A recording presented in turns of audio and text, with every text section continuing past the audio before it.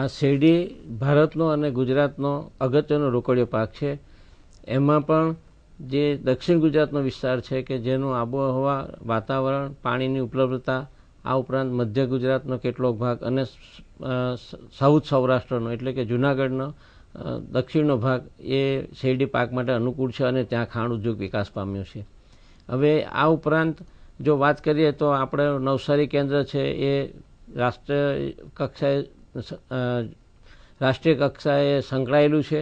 નવી જાતો, નવી તાંત્રિકતાઓ બહાર પાડે છે. આ ઉપરાંત ગુજરાત રાજ્યનો દરિયા કિનારો નજીક છે, બંદરો નજીક છે, એટલે આપણે નિકાસની તકો રહેલી છે. પૂરેપૂરો સહકારી માળખામાં ખાંડ ઉદ્યોગ આવેલો છે, જેથી કરીને જે કંઈક નફો થાય છે એ ખેડૂતો વચ્ચે વહેંચાય છે.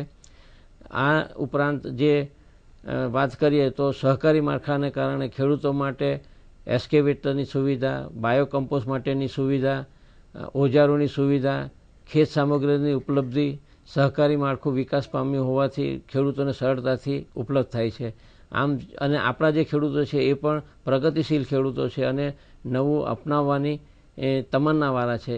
હવે ખાંડ ઉદ્યોગ છે તો એને માટે આપણા એમને વધુ ખાંડ ધરાવતી જાતો એટલે એ જાતો હોવી જોઈએ, આ અગત્યની બાબત. આ ઉપરાંત કહીએ તો જે આપણી ઉત્પાદકતા છે એ ઉત્પાદકતા નીચી છે, તો એ વધારવાની જરૂર છે. જે પાણી છે એ પાણીનો પણ કાર્યક્ષમ ઉપયોગ કરી શકાય એ અગત્યનું છે. ઓછા ખર્ચે આપણે વધારે નફો મળે એ માટે જે તાંત્રિકતાઓ છે એ અપનાવવાનો અભાવ છે, તો એ ખેડૂતો અપનાવતા થાય. આ ઉપરાંત જે બિયારણ છે એ બિયારણનું જે ઉત્પાદન કરવાની પ્રક્રિયા છે એનું માળખું બરાબર ગોઠવાયું નથી. એક્ટમાં તો આ પાકને આવરી લેવામાં આવેલું છે, તેમ છતાં જે બ્રીડર, ફાઉન્ડેશન, સર્ટિફાઈડ અને કોમર્શિયલ બીજ એના જે તબક્કાઓ છે એનો બરાબર અમલ થતો નથી અને એને કારણે બિયારણ જે તંદુરસ્ત શુદ્ધ મળવું જે મળતું નથી.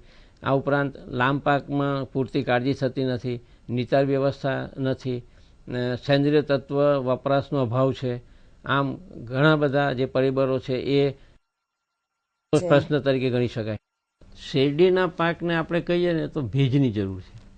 એને ઊભા પાણી, જેમ ડાંગરમાં આપણે ઊભું પાણી રાખીએ એવી જરૂર નથી. સામાન્ય ખેડૂતના મનમાં એવું છે કે એને વધારે પાણી જોઈએ.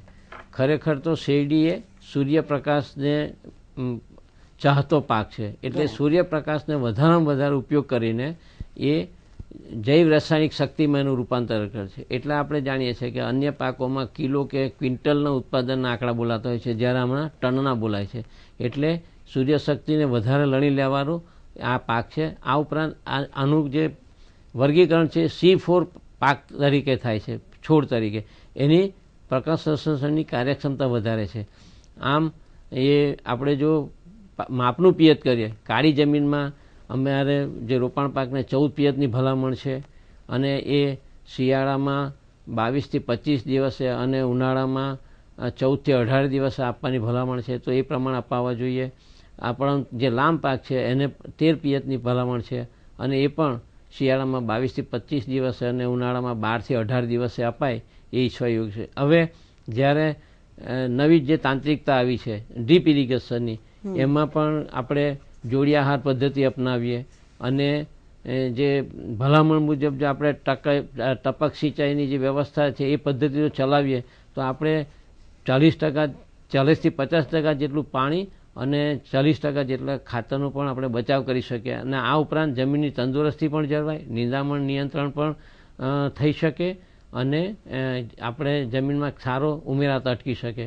સામાન્ય રીતે નહેર વિસ્તારમાં ખેડૂતો બેફામ પાણીનો ઉપયોગ કરે છે, તો એ જો પાણી નિયમિત પાય તો એનો કાર્યક્ષમ ઉપયોગ થાય. સામાન્ય રીતે પાણી પાયા પછી જો આપણે બીજા દિવસે આપણા ખેતરનું નિરીક્ષણ કરીએ અને એ જો પાણી શોષાઈ ગયેલું જોવા મળે તો એ આપણે યોગ્ય પિયત કર્યું છે એમ કહી શકાય. હવે આપણે લાંબ પાકની વાત કરીએ તો લાંબ પાકમાં આપણે બિયારણનો ખર્ચો, જમીનની તૈયારીનો ખર્ચો અને રોપણીનો ખર્ચો, આ 3 અગત્યના ખર્ચા બચાવી શકીએ અને આ રીતે આપણે નફાનું ધોરણ વધારી શકીએ.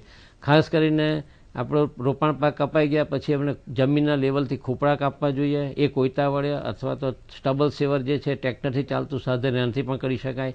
આ ઉપરાંત જે જૂના આપણે પાળા ચડાવેલા છે એ પાળા તોડવા જોઈએ, તો એનાથી આપણે નવા મૂળ ફૂટે છે અને એ મૂળતંત્ર વિકાસ પામે નવું, તો એનાથી પાણી અને પોષક તત્વો લઈ શકાય છે.